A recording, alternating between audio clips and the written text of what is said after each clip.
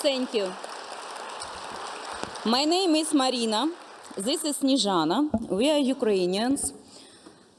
We are the activists of left social Ukrainian organization that is called Соціальний рух. This February, as you know, was like an anniversary, already 4 years since the war began in my country. The life of every Ukrainian has been turned upside down. We live and work in a country that has been resisting full-scale Russian aggression for 4 years now. The war has affected every aspect of our lives. Our work, our education, families, security and future. But it has also demonstrated the power of solidarity, both within Ukraine and internationally. Many men from our organization went to the front to defend their country. Ukraine is losing its best sons. We are teachers and workers, activists, and every day we see how the war affects ordinary people. Our students study during higher rate alarms, live without stable electricity, endure losses and uncertainty. And at the same time, they continue to learn, to work, and to fight for the future. Our people pay a high price every day with their health, their safety, and sometimes their lives, for the right to freedom and a future. At the same time, as activists of Соціальний рух, we continue to defend the principles of democracy, social justice, and human rights. Yes, as Sніжана said, we are teachers and we try to continue our educational process in Ukraine. I have son, he is 10 years old. Sніжана has 2 granddaughters. One of them is a pupil of the 2nd class.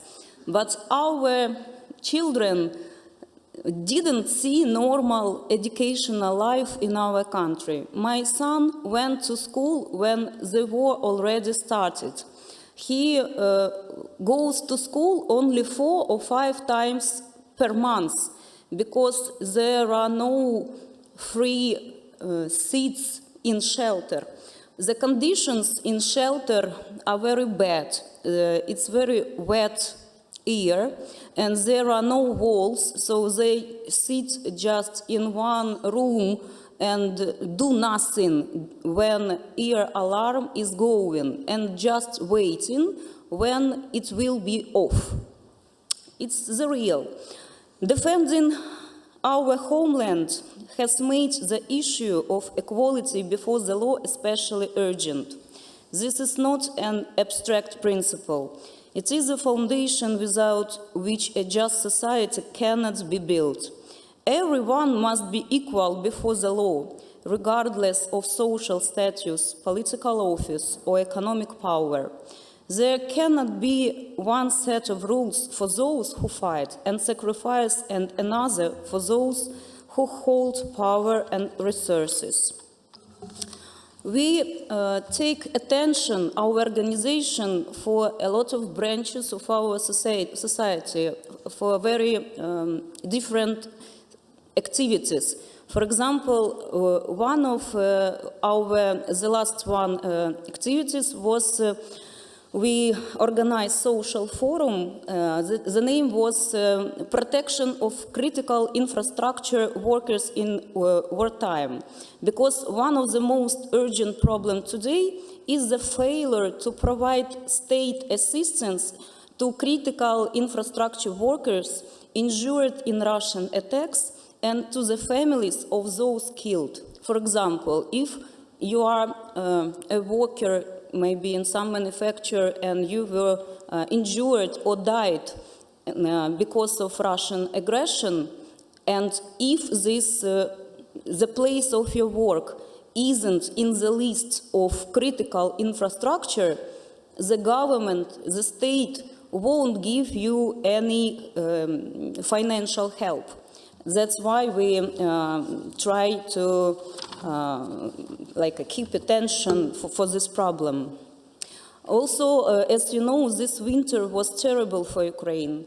In January and February this year, Ukrainian cities experienced one of the most severe energy crises due to Russian attacks on critical infrastructure. Missile and drone strikes deliberately target energy facilities supplying civilians. In Kiev, the situation was especially critical. Hundreds of residential buildings were left without heating, and emergency blackouts were introduced to prevent system collapse. The Russian strategy was clear: to destroy energy infrastructure in winter, deprive civilians of heat and light, create a humanitarian crisis, and break resistance. In freezing temperatures, lack of heating is a direct threat to life, especially for children and the elderly. But Ukrainian society continues to resist.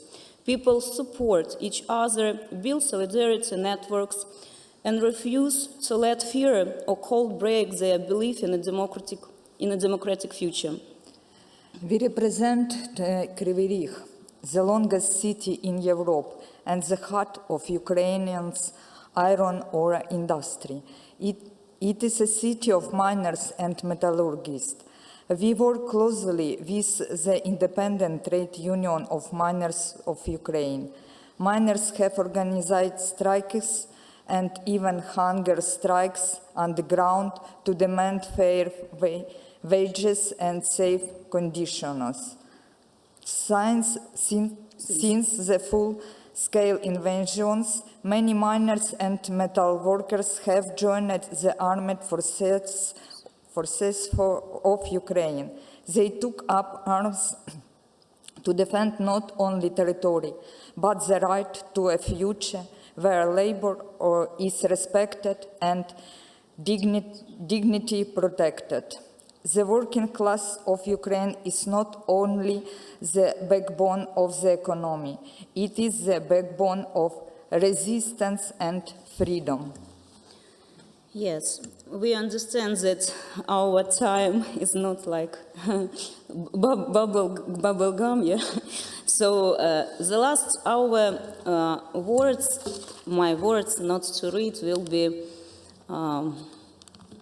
Ukrainians still believe in a nice future, in a future without war. I want to see in my eyes of my son a peaceful world in Ukraine. I didn't go abroad when the war started.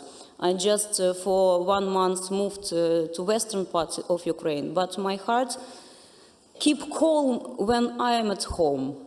And that's why we continue to act, to organize, to do activities, to support each other in Ukraine and in a global community where workers' rights and solidarity are universal values. Thank you. Thank you for support.